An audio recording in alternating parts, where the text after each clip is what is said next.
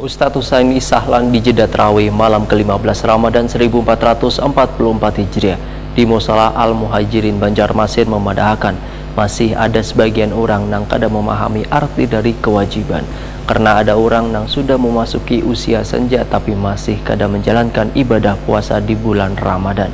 Mari kita umpati nang satu ini.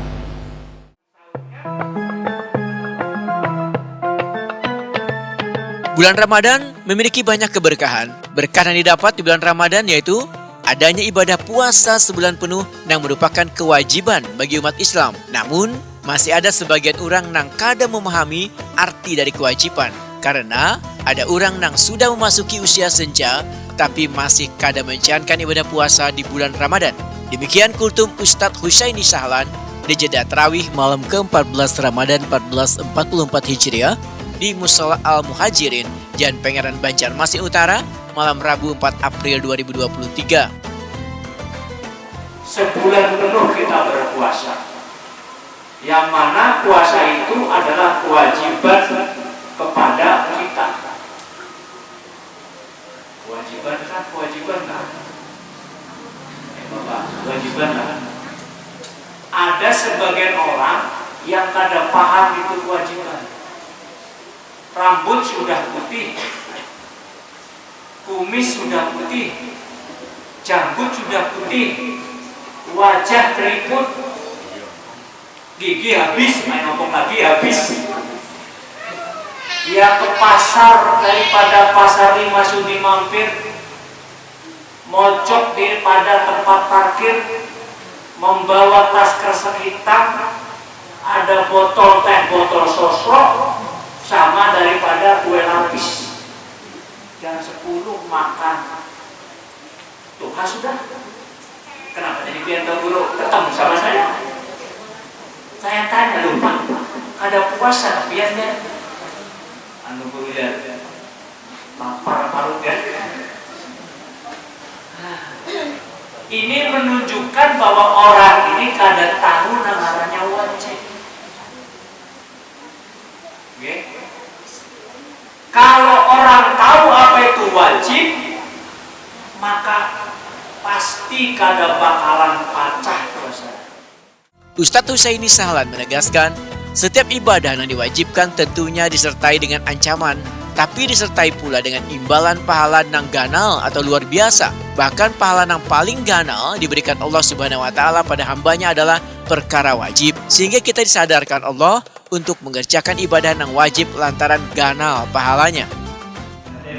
Maksud ulun bahwasanya hendaklah kita paham apa itu ngarannya wajib. Yang ngarannya wajib itu kalau kita coba buka fikih, memaksa kepada kita untuk mengerjakan.